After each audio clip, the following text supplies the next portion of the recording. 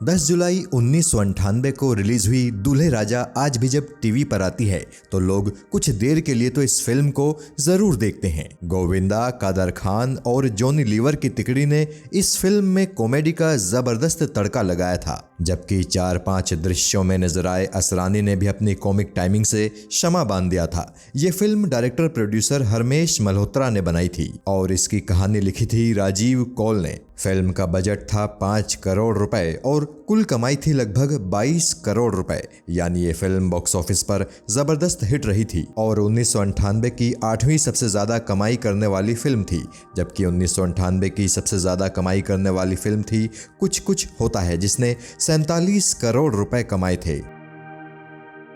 किस्सा टीवी पर आज हम और आप दूल्हे राजा फिल्म की मेकिंग से जुड़ी कुछ दिलचस्प और अनसुनी कहानियां जानेंगे और दूल्हे राजा की ये अनसुनी कहानियां आपको पसंद आएंगी, हमें इसका पूरा यकीन है। पहली कहानी। दूल्हे राजा जिस वक्त रिलीज हुई थी उस वक्त गोविंदा अपने करियर की पीक पर थे। गोविंदा उस वक्त बॉलीवुड के कॉमेडी किंग कहे जाते थे। उस दौरान गोविंदा लगातार कॉमेडी फिल्मों में काम करते जा रहे थे और उनकी अधिकतर फिल्में सफल भी रही थी, लेकिन दूल्हे राजा गोविंदा के करियर के उस गोल्डन ईरा की आखिरी सफल फिल्म भी साबित हुई।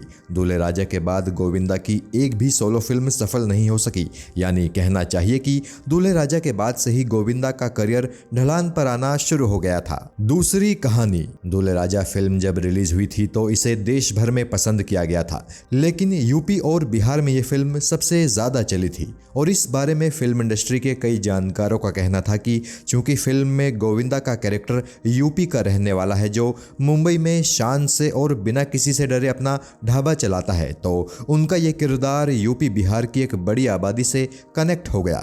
यही वजह है कि देश के इन 2 राज्यों में इस फिल्म को सबसे ज्यादा पसंद किया गया था और दूल्हे राजा ने इन्हीं 2 राज्यों में उस वक्त सफलता के कई नए रिकॉर्ड सेट किए थे। तीसरी कहानी। दूल्हे राजा 90 के दशक में गोविंदा के करियर की इकलौती ऐसी फिल्म थी जो इतनी बड़ी हिट साबित हुई थी और जिसे डेविड धवन ने डायरेक्ट नहीं किया था। यह फिल्म हरमेश मल्होत्रा ने डायरेक्ट की थी, जबकि गोविंदा को कॉमेडी किंग का दर्जा डेविड धवन की फिल्मों से मिला था। गोविंदा और डेविड धवन ने 17 फिल्में एक साथ की हैं, जिनमें शोला और सबनम, आंखें, राजा बाबू, कुली नंबर 1, साजन चले ससुराल, हीरो नंबर 1, बड़े मियाँ छोटे मियाँ और हसीना मान जाएगी जैसी कुछ फिल्में बॉक्स ऑफिस पर सुपरहिट साबित हुई थी। चौथी कहानी। दूल्हे राजा का एक ऐसा पोस्टर रिलीज हुआ था जिसमें गोविंदा ने 5 सनग्लासेस अपने चेहरे से लेकर सिर तक लगाए हैं। गोविंदा का ये लुक द बीटल्स बैंड के जॉन लेनन से इंस्पायर्ड था। दरअसल जॉन लेनन को ग्लासेस स्टाइलिस्ट कहा जाता था।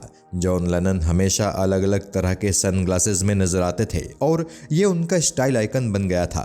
सालों पहले जॉन लेनन की एक तस्वीर सामने आई थी जिसमें उन्होंने अपने चेहरे पर 5 सनग्लासेस लगाए थे। हालांकि लेनन के सभी सनग्लासेस उनके चेहरे तक ही थे, जबकि गोविंदा ने उनके स्टाइल को हल्का सा मॉडिफाई करते हुए अपनी चिन से लेकर अपने सिर के बीच तक सनग्लासेस लगाए थे। 5वीं कहानी। गोविंदा और कादर खान की जोड़ी ने कई फिल्मों में लोगों को खूब हंसाया है, लेकिन दूल्हे राजा इस जोड़ी की आखिरी फिल्म थी जिसमें इन्होंने इतनी जबरदस्त कॉमेडी की थी। दूल्हे राजा के बाद कादर खान और गोविंदा ने और भी कुछ फिल्मों में साथ काम किया था, लेकिन उनमें से कोई फिल्म दूल्हे राजा जैसी सफलता हासिल नहीं कर सकी थी। आपको जानकर हैरानी होगी कि अपने करियर में गोविंदा ने 41 फिल्मों में कादर खान के साथ काम किया था। इन दोनों की आखिरी रिलीज्ड फिल्म थी दीवाना मैं दीवाना, जो कि साल 2013 में आई थी। हालांकि ये फिल्म 10 साल पहले ही शूट हो चुकी थी। छठी कहानी। जैसा कि हमने आपको बताया था कि दूल्हे राजा गोविंदा के करियर की आखिरी सुपरहिट फिल्म थी और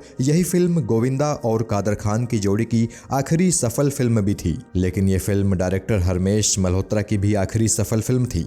दूल्हे राजा के बाद हरमेश मल्होत्रा ने गोविंदा के साथ ही अखियों से गोली मारे और खुल्लम खुल्ला प्यार करे नाम से 2 फिल्में बनाई थी, लेकिन ये दोनों ही फिल्में सुपर फ्लॉप रही थी। 1986 में आई नगीना के बाद हरमेश मल्होत्रा की बनाई सारी फिल्में फ्लॉप हो रही थी। फिर 1998 में दूल्हे राजा ने उन्हें सफलता का स्वाद चखाया था, लेकिन यही फिल्म हरमेश मल्होत्रा की आखिरी सफल फिल्म भी साबित हुई। 7वीं कहानी। दूल्हे राजा फिल्म का ट्रैक अखियों से गोली मारे तगड़ा हिट हो गया था। रवीना टंडन और गोविंदा की डांसिंग केमिस्ट्री लोगों को बहुत पसंद आई और डायरेक्टर हरमेश मल्होत्रा ने इस गाने की पॉपुलैरिटी का फायदा उठाने के लिए एक बड़ा रिस्क ले लिया, जिसमें आखिरकार उन्हें मोटा नुकसान भी उठाना पड़ा। दरअसल हरमेश मल्होत्रा ने अखियों से गोली मारे नाम से एक पूरी फिल्म ही बना दी और उस फिल्म में लगभग वही स्टार कास्ट थी जो दूल्हे राजा में थी। दूल्हे राजा के अखियों से गोली मारे गाने को और ज्यादा कैश करने के चक्कर में हरमेश मल्होत्रा ने फिल्म की कहानी और स्क्रिप्ट पर ध्यान दिया ही नहीं। नतीजा ये हुआ कि एक बहुत ही घटिया स्क्रिप्ट पर अखियों से गोली मारे नाम से पूरी फिल्म शूट हो गई, जो रिलीज होते ही बॉक्स ऑफिस पर औंधे मुंह गिरी। 8वीं कहानी। दूल्हे राजा फिल्म के म्यूजिक एल्बम में कुल 7 गाने थे, लेकिन फिल्म में कुल 5 गाने ही इस्तेमाल किए गए थे। फिल्म के एल्बम का पहला गीत आई बन के रुत मस्तानी, जिसे सोनू निगम और अनुराधा पौडवाल ने गाया था, वो फिल्म में इस्तेमाल नहीं किया गया था। वहीं फिल्म के म्यूजिक एल्बम का आखिरी गाना निगाहें क्यों चुराती है भी फिल्म में नहीं यूज किया गया था। इस गाने को उदित नारायण और राम शंकर ने अपनी आवाज दी थी। दूल्हे राजा का म्यूजिक दिया था 90 के दशक की दिग्गज म्यूजिशियन जोड़ी आनंद मिलिंद ने, जबकि इस फिल्म के गीत गाए थे सोनू निगम, जसपिंदर नरूला, विनोद राठौड़, अनुराधा पौडवाल, उदित नारायण और राम शंकर ने। 9वीं कहानी। दूल्हे राजा में गोविंदा के अपोजिट रवीना टंडन को काफी पसंद किया गया था। गोविंदा और रवीना की जोड़ी लगभग 10 फिल्मों में साथ नजर आ चुकी है, लेकिन दूल्हे राजा में ये दोनों दूसरी दफा एक दूसरे के अपोजिट नजर आए थे। इस फिल्म से पहले 1 मई 1998 को आई आंटी नंबर 1 फिल्म में भी ये दोनों लीड भूमिकाओं में थे और आंटी नंबर 1 भी बॉक्स ऑफिस पर हिट साबित हुई थी। वैसे इस जोड़ी ने साल 1994 में कुछ फिल्में साथ साइन की थी, लेकिन वो फिल्में वक्त पर रिलीज हो ही नहीं पाई। आगे चलकर इस जोड़ी ने बड़े मियाँ छोटे मियाँ, अखियों से गोली मारे, परदेसी बाबू, राजा जी, अनाड़ी नंबर 1 और वाह तेरा क्या कहना में भी काम किया था। 10वीं कहानी। दूल्हे राजा में गोविंदा के अपोजिट पहले ममता कुलकर्णी को साइन करने की प्लानिंग की जा रही थी। हरमेश मल्होत्रा गोविंदा और ममता कुलकर्णी के साथ किस्मत फिल्म बना चुके थे, जो साल 1995 में रिलीज हुई थी, लेकिन ममता कुलकर्णी ने दूल्हे राजा फिल्म का ऑफर ठुकरा दिया। ममता के इनकार करने के बाद दूल्हे राजा का ऑफर रवीना टंडन के पास गया, जिसे उन्होंने बेझिझक एक्सेप्ट भी कर लिया और उनका ऐसा करना लाजमी भी था। एक तो हरमेश मल्होत्रा और रवीना टंडन के पिता रवि टंडन अच्छे दोस्त थे, दूसरे गोविंदा उस जमाने के नामी स्टार थे और उनकी ज्यादातर फिल्में सक्सेसफुल रहती थी। 11वीं कहानी। दूल्हे राजा गोविंदा के करियर की टॉप फिल्मों में शुमार होती है। हालांकि पहले इस फिल्म का नाम दूल्हे राजा नहीं था। हरमेश मल्होत्रा पहले इस फिल्म को तू हंसी मैं जवां नाम से रिलीज करना चाहते थे, मगर फिर बाद में उन्होंने वो नाम बदलकर इस फिल्म का नाम दूल्हे राजा रख दिया। साल 2001 में कन्नड़ भाषा में दूल्हे राजा फिल्म का रीमेक बनाया गया था, जिसका नाम था शुक्रा देशे, और ये फिल्म भी ठीक ठाक चली थी। 12वीं कहानी। दूल्हे राजा का सॉन्ग अखियों से गोली मारे इस फिल्म के लिए बहुत लकी साबित हुआ था। दरअसल बिना इंटरनेट वाले उस दौर में फिल्मों के ट्रेलर सिनेमा हॉल्स में या फिर कुछ टीवी चैनल्स पर ही दिखाए जाते थे। ऐसे में दूल्हे राजा के इसी सॉन्ग की कुछ सेकंड्स की क्लिप्स को टीवी पर ज्यादा से ज्यादा चैनलों पर दिखाया गया था, और चूंकि इस गाने में गोविंदा ने अपनी डांसिंग स्टाइल और अपने लुक से तूफान मचा दिया था, तो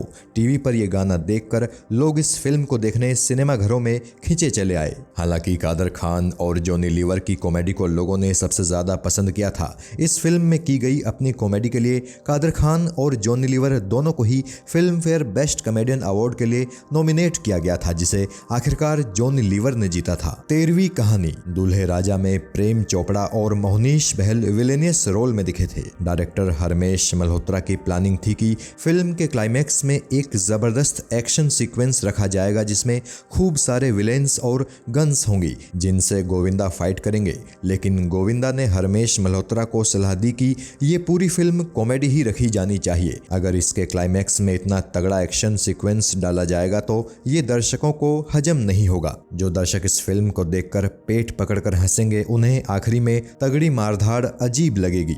हरमेश मल्होत्रा को गोविंदा का ये आइडिया आइडिया पसंद आ गया और उन्होंने फिल्म का क्लाइमैक्स चेंज करते हुए उसमें भी कॉमेडी डाल दी, जो कि अल्टीमेटली एकदम सही फैसला साबित हुआ। 14वीं कहानी दूल्हे राजा का सॉन्ग कहाँ राजा भोज कहाँ गंगू तेली एक कंट्रोवर्सी में फंस गया था। दरअसल नागपुर में मौजूद विदर्भ तेली समाज महासंघ नाम की एक संस्था ने इस गीत को अपने समाज की भावनाओं पर चोट बताया था। इस संस्था ने दूल्हे राजा फिल्म के मेकर्स पर मुकदमा भी दायर कर दिया था। महाराष्ट्र के तत्कालीन मुख्यमंत्री मनोहर जोशी को भी इस संस्था ने चिट्ठी लिखी थी और इस गाने को बैन करने की मांग की थी, लेकिन आखिरकार अदालत के बाहर ही यह मामला निपटा लिया गया और वो गाना फिल्म में बिना किसी परेशानी के इस्तेमाल किया गया। 15वीं कहानी दूल्हे राजा फिल्म की शूटिंग के पहले दिन गोविंदा और रवीना टंडन पर एक सॉन्ग फिल्माया गया था जिसके बोल थे लड़का दीवाना लगे। ये गाना फिल्म में सबसे पहले आता है और ये भी एक इत्तेफाक ही है कि फिल्म की पूरी शूटिंग कंप्लीट होने के बाद इसका सबसे पॉपुलर सॉन्ग अखियों से गोली मारे